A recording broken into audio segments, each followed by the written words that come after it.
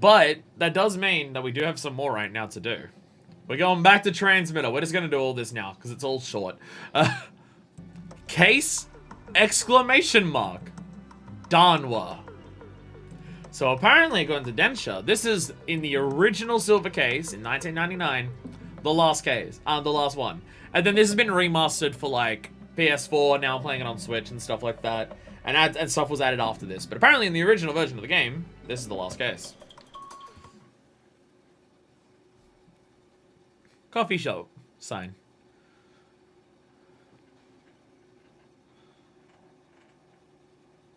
End of case. So we're just in a coffee shop. Okay. Oh, interactables. Kasabi! Hey, sorry about calling you out of nowhere. How you been doing? Things going okay? Huh? Sounds like I'm interrogating you. Sorry, some habits are hard to break. Well, it's nothing special. It's just, you know. I wanted to see how you're doing. Don't worry about it. The coffee here is really good. Hey lady, bring over some more chocolate sausages. The chocolate they serve here is imported from Bordeaux. I don't know how to pronounce that. They're famous for it. Totally different from the crap you can just get anywhere. Yeah, this is my shit. Anyway, with Sumio in jail. That's unfortunate. But you seem well on your way. Doing really well on these assignments. But I guess it's about time, right? For the truth to be known. But even truth isn't that big of a deal. Don't expect much from it. Like your sister being abducted by aliens. Or that old guy smoking over there turning out to be your father. It's nothing nearly as dramatic. I guess that's kind of like a good way of summing up this game, right? The truth of just like, oh, what's going on with Kamui? Oh, all this underground shelter shit and all of this. What's the actual truth behind everything? It's a bunch of politicians and corporations in power, like doing city planning and like internal warfare and stuff to gain power to try and control the public. Like, run-of-the-mill shit because it's like nothing supernatural or fantastical. There's elements of those in there and that plays a part of it, but they've described the whole concept of the shelter kids and stuff. It's pawns in the entire fucking structure, where from the beginning of the game they make out Kamui to be the big bad, and then it's just he barely means anything in terms of the grand scheme of things. He just means a lot to these people because, you know, they are Kamui. So don't expect too much of it. This is the truth regarding the silver case. Kamui Uehara killed some old folks. That's the silver case. But that's not even the truth. At least it's not accurate. I didn't kill Kamui. I killed the old men. And then Kamui was killed by the old men. He'd become a plaything to the old men. The eyes had been gouged out of the dead body. Kamui's eyes were gone. Silver eyes. The original Kamui had these silver eyes that they've become fucking obsessed with in the Shelter Kids. Kamui Uehara was no hitman. He was your average civilian. Except for one thing. His eyes were silver. And do you know why? He was ageless and immortal. Can you believe that? It's ridiculous, right? I don't believe it either. Who would make up some dumb shit like that? Am I right? I mean, that's what you'd think, right? But that's what the silver case was. We were tricked. This Kamui, who do you think he was? The guy with the silver eyes. So the original Kamui Uehara wasn't it? Kasabi killed these old dudes because they tortured a civilian. Really? Really? That's the explanation. Wow.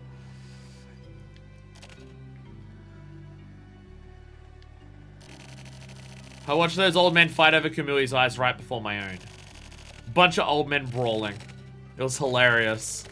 They went for weak spots, shoving their fingers into each other's nostrils and asses. Sorry. We shouldn't talk about this over food. So then, there was only one left with the old guys. He gouged out his own eyes and put Kamui's eyes in. It was gruesome. I feel sick even just talking about it now. But I couldn't believe it. In an instant, he was young again. That old man caught on to me. I had my 229 and... Oh! I gave that 229 to Samir. Well, anyway. After that, I aimed at his forehead. And he just laughed. I laughed too. And I shot twice. Game over, man. That silver was magnificent. Gleaming in the light. If he'd been a woman, I'd have felt bad.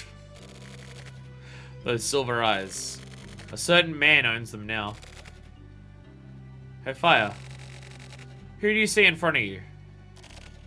Psych. It's not me. I had no idea at the time about eternal youth and immortality. If I had, I would have made sure to kill that fucker. I'll never forget that face. I feel like shit whenever I see him.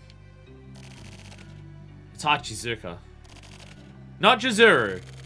It's Maya Kaoru Hachizuka. The mayor's immortal. Always have control and power over the city by having immortality. The current mayor of the 24 wards, our despot. He's Chizuru's grandfather. Oh yeah, I gave that old gun to Samir. Another one of those unimportant little character things. Where he's like, oh yeah, no, the silver case gun? Yeah, no, I gave that to Samir. Yeah, that's just the thing that happens. I trusted my partner and I gave him a gun. And then he nuked a village. An abandoned village, but still. His real name is Uminosuke Hachizuka. That whole father bit's a lie. That creep regained his youth from the silver eyes. He killed his own son and had been... Jesus fucking Christ. What? What?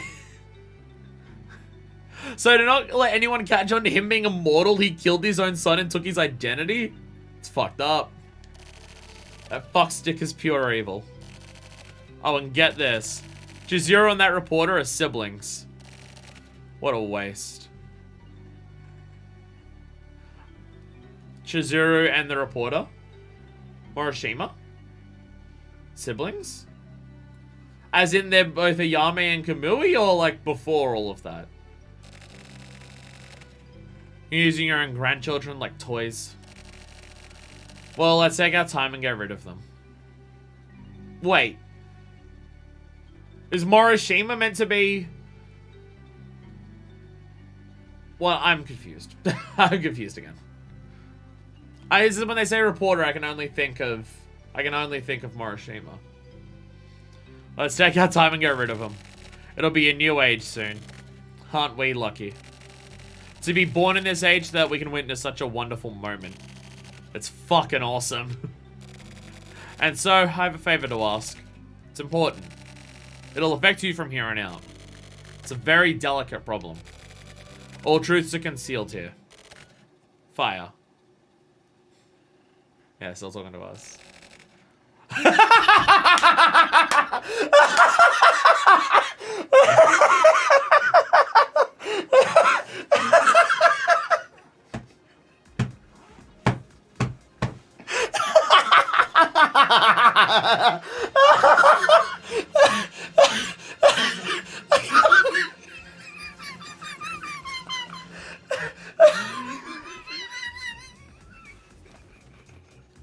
Oh my god!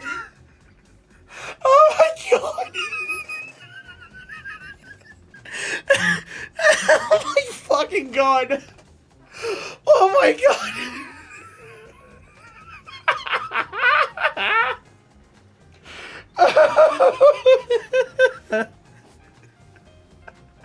Oh my god! Oh my god!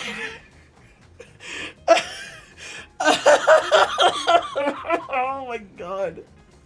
Holy shit. Holy fuck. Oh, that's the...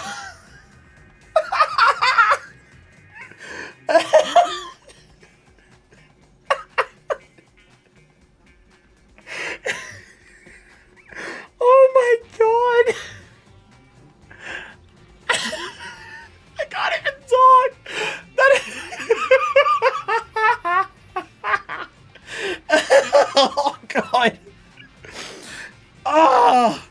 Oh my god.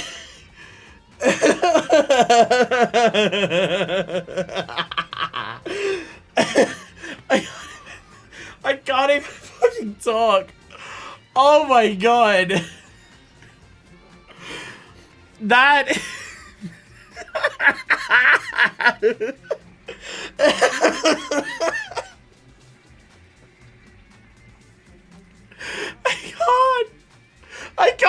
I can't fucking believe that. That has gotta be, without a doubt, I'm not even exaggerating when I say this. That is the single best build up to a punchline that I have ever witnessed in a video game, possibly media as a whole. Oh my god. Oh my god. Holy shit. Fucking Kasabi.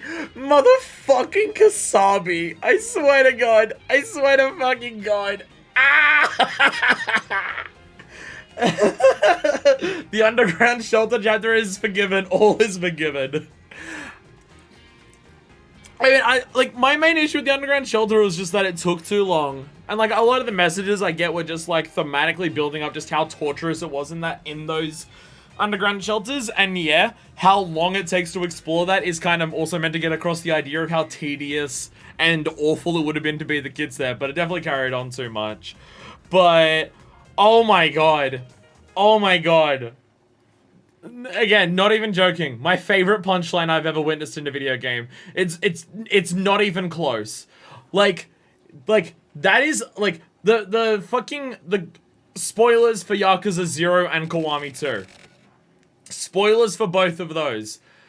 Like if two fools and its punchline is here from Yakuza, that is like above where my face cam goes. Oh my god. That is...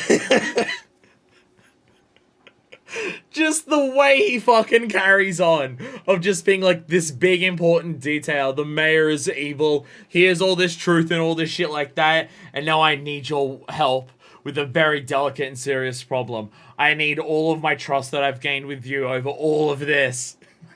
I'm gonna borrow some fucking money. God. Fuck me. Oh my god. I can't. I fucking can't. God damn, am I glad I mentioned that during the Morishima, placebo case we did. Oh my god, I'm glad I re-brought that up as just a little bit. I literally said, the whole thing with Kasabi asking for 50,000 yen's just some random fucking thing that happens. Just to be a bit of character building. And then they fucking use that to deliver the punchline of all motherfucking punchlines. Oh my god. Expertly crafted. Expertly executed. Holy fucking shit. Never surpassed. Never been better. This game is so good. I completely agree with you, Denture. This game is so fucking good. Oh my god. Oh my god. So the thing is, it's not just that, it's referencing something from the past. Like, to be like, oh, it's a callback. It's just like, the build-up of how intense it is. And the fact, like, the thing that makes it work the most is the fact that the way Kasabi talks about it, leads you up to that point and then says it, is 100% extremely in character for Kasabi, and it's because we've come to like him so much over the course of this shit because of that aspect of Kasabi that makes that hit so fucking hard. Oh my god. I can't believe they fucking did that. Like, I can never predict what this game will do. I got a 100 question Kumite and I'm just like, what the fuck? And then there's all the wild shit that happens with everything else. Great little character moments. And then just hit me at the end of the game with the best punchline I've ever... fucking Christ. This game fucking rules. This game fucking rules. Ow. Let's continue, shall we? Kasabi, we've got a problem. Huh? What is it? And what are you doing here? Yeah, by the way, hi, Sakura. We need you on the scene ASAP. What? What the hell is it?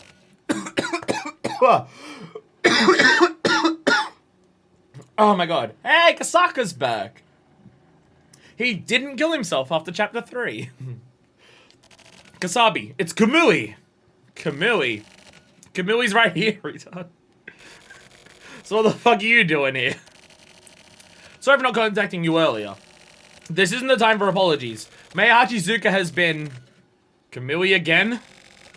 And at a time like this. Come quickly! Come quickly! Please! Wait a sec. Then who is Kamui? You'll understand once you get there. Thanks. What a long-ass fucking journey. Right back into it. Apparently, the person we were just talking about who's immortal has just been killed again. And Fire.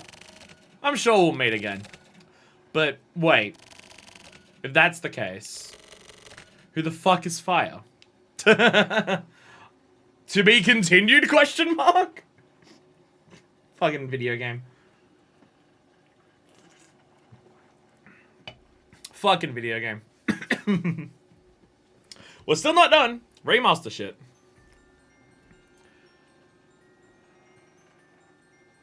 HD version stuff. I get more credits. We're not... HD version stuff? We've not even finished the HD version content. What are you talking about? I can't even talk properly. My chest hurts so much from fucking laughter. Oh my god. I can't even... I can't, like... I ruined my throat with laughing. God damn it.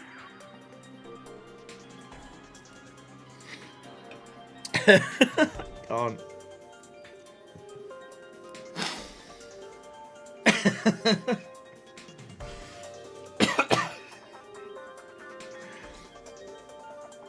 This game rules. This game fucking rules.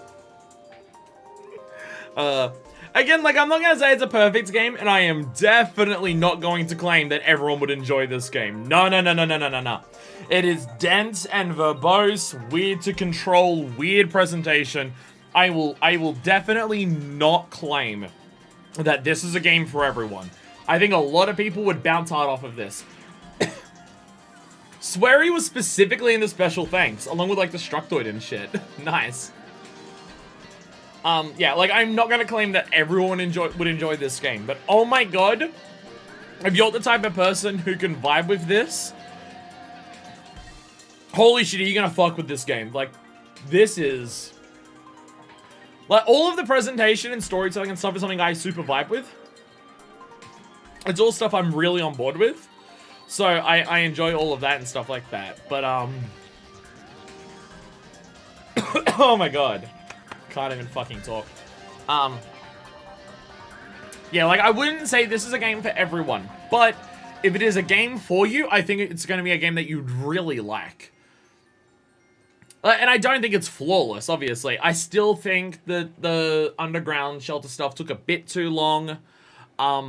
There's some moments where the game, like, I get the game is dense and verbose, and obtuse at times, a bit cryptic. I get that, and that's part of its appeal and charm and design and stuff like that, and I get that, and I don't want the game to not be that. I do think there are some times where it goes a bit too far for its own good in that regard, but that's like maybe 10% of the time that I think it goes too far with that. Where all the other times I think it's fine. And again, the pacing of having Transmitter and Placebo helps with that a lot.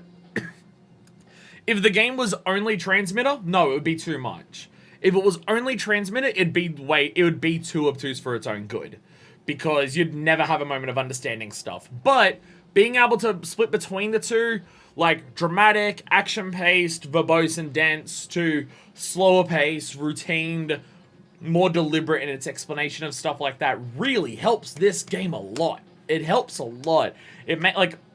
there is this nice satisfying feeling going between transmitter and placebo for how different they are, and they really balance each other out really well. I think because of that, it's just like that makes the experience of going through the whole game just something that you're always going to be interested and engaged with, because you're never stuck doing something that is a bit too like repetitive like placebo, or a bit too hard to get a grasp of what like a firm grasp of what's going on as transmitter. Like, the balance between two works really, really, really, really well. With that, like, exactly 3 times throughout the game, you are actually, you are asked to actually solve a puzzle of some sort, while the rest was basically entirely linear. Yeah, there's, like, there are some puzzles, and there are puzzle mechanics to come up, and there's, like, 4 or 5 in the entire game, and 3 of them are in the fucking, like, 3 of the puzzles that exist are in Lunatics, in the prologue, where you've got to do the cipher shit. And then there's one in, like, case 1 that is match the numbers, like, or, like, do the hit and miss game. And then there's one in, oh, you gotta do, like, you gotta work out the kid's, like, chart that that he gives you to work out where the thing is, from this, which is relatively easy. And then you get one thing in this where it's work out a code to open a door. And it's literally just the 2 numbers on things on the side that I just fucked up because I couldn't work out how to get into, because I didn't realize I could go into those doors. And then it makes you think there's going to be a puzzle in this by saying 5 equals all of these other places together. And it's literally just, it looks like it's gonna be a puzzle. And it's not, it's literally just go to those other places, then go to 5, and it continues. That's like every puzzle the game has. That is weird. It's weird that there's like 5 puzzles in the entire game. 3 of them are in the prologue. That is bizarre. I don't even know why they're included. Like, I don't think any of them are bad. I just don't get why they're there when there's so few of them. I don't get it. But something like 100 Question Kumite, that fucking rules. Like, this game has good characters, and the plot is interesting to work out what's going on and then see, like, the reveals and, like, the actual underlying explanations being a lot of stuff that is very relevant to real life shit and stuff like that. All of that is good, but then it's also filled with these moments that are like, just individual moments that just self-contained are amazing, that have nothing to do with the grander scheme of things. Like, even just the 100 Question Kumite. Ridiculous, wild fucking moment, and it's just like, what the fuck is going on? But also, it made a lot of sense for, like, character development of just, like, the whole point of that is, you're going to hear a lot of bullshit that means nothing to the case. So, tune it out and focus on what matters, which directly impacted that case of just, like, when you go interviewing everyone, a lot of the shit people tell you means literally nothing in terms of solving the case. Tune it out and focus on what actually matters. But I think the game does a lot of its stuff very, very, very well. And where it misses is like maybe 10% of the game, if that. But I just do think it's not a game for everyone.